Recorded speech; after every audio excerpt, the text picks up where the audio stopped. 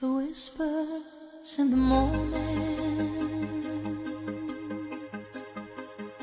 of lovers sleeping tight are rolling by like thunder now as I look in your eyes. I hold on to your body and feel each move you make. Your voice is warm and tender, a love that I could not forsake, 'cause I'm your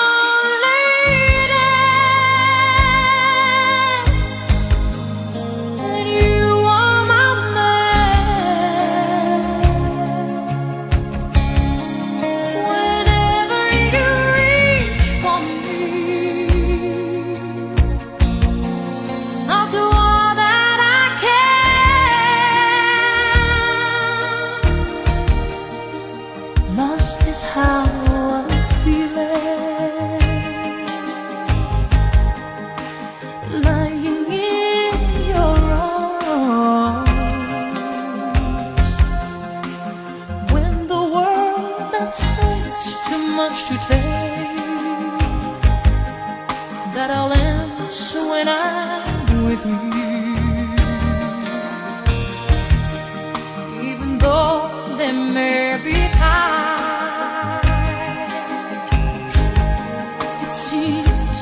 I'm far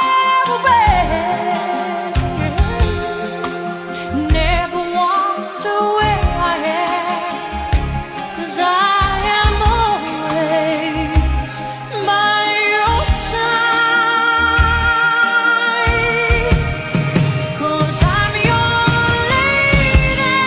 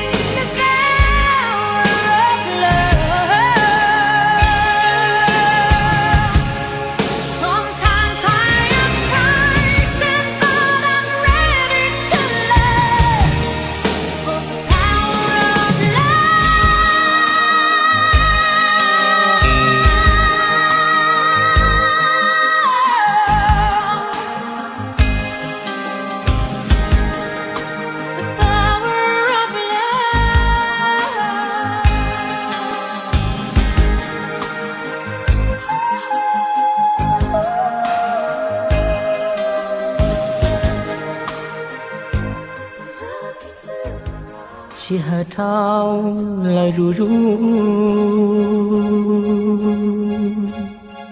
vợ trâu cuốn gió có cha cô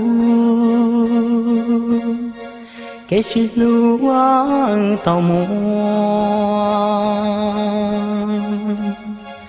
cha nữ vua lúa lúa cho tuột gió tha chờ nó dẫu đi cho bỏ có gì trong đó cũng sao tha cha cô có hai tia lũ lê ta sao nào lo đỡ